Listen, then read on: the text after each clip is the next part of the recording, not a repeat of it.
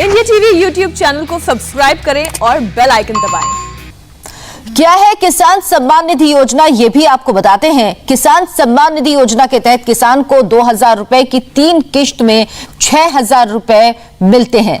हर साल पहली किश्त 1 अप्रैल से 31 जुलाई के बीच, दूसरी किश्त 1 अगस्त से 30 नवंबर के बीच और तीसरी किश्त 1 दिसंबर से 31 मार्च के बीच जारी होती है।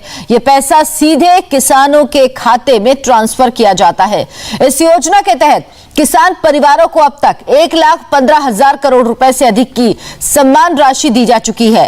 अब तक 7 किस्तें किसानों के खाते में जा चुकी हैं। केंद्र सरकार ने छोटे किसानों को आर्थिक सहायता देने के लिए प्रधानमंत्री किसान सम्मान निधि स्कीम की शुरुआत की है। इंडिया टीवी संवाददाता देवेंद्र पराशर इस वक्त हमारे साथ जुड़े हैं। देवेंद्र, इस बार 8वीं किश्त प्रधानमंत्री जारी करेंगे, लेकिन सबसे बड़ी खबर पश्चिम बंगाल के किसानों के लिए है, क्योंकि हम भी जब वहां किसानों से बात कर रहे थे तो वो यही कहते थे कि हमें इसका फायदा कब मिलेगा। केंद्र और राज्य की लड़ाई में हमारा जो फायदा होना चाहिए या हमें जो मिलना चाहिए उससे हम वंचित रह जाते हैं। निश्चित तौर पर पश्चिम बंगाल के किसानों के लिए बेहद खुशी की बात है। इस सम्मान इस योजना का फायदा लेने के लिए तकरीबन 22 लाख के आसपास, रफली फिगर की बात करें तो तकरीबन 22 लाख पश्चिम बंगाल के किसानों ने अपना रजिस्ट्रेशन कराया है। हालांकि आज की जो धनराशि है वो तकरीबन 9 लाख के आसपास ही वहाँ किसानों को मिल पाएगी, इसलिए क्योंकि कुछ तकनीकी वजह होती हैं।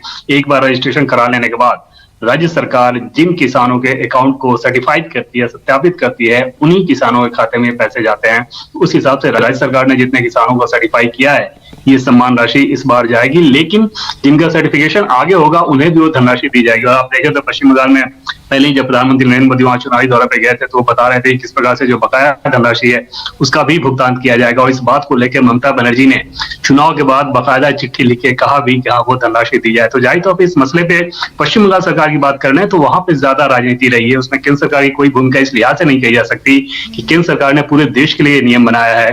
देश के किसी अन्य राज्य को कोई आपत्ति नहीं थी सिवाय पश्चिम बंगाल के, और वो बार बार इस बात को कह रही थी कि जो धनराशि है वो पश्चिम बंगाल की राज्य सरकार को दी जाए, वो राज्य सरकार उन किसानों के खाते में जमा करेगी, जबकि ये योजना सीधे सीधे किसानों के खाते में फंड ट्रांसफर की है।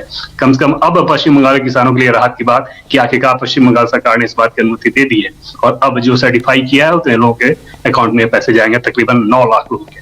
जी देवेंद्र, प्रधानमंत्री इस दौरान किसानों से बात भी करेंगे, वो उनको संबोधित भी करेंगे।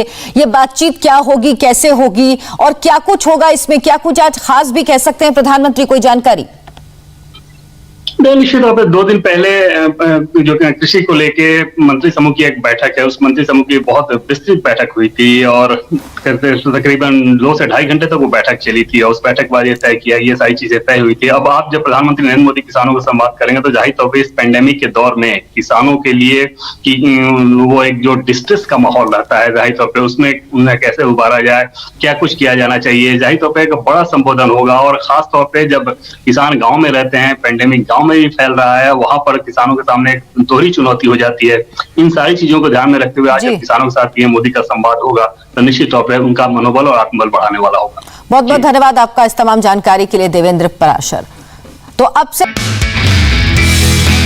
नमस्ते, मैं हूं मीनाक्षी जोशी। वीडियो और खबरों से अपडेट रहने के लिए India TV YouTube channel subscribe करें, बेल आइकन दबाना ना भूलें। जुड़े रहें इंडिया टीवी के साथ।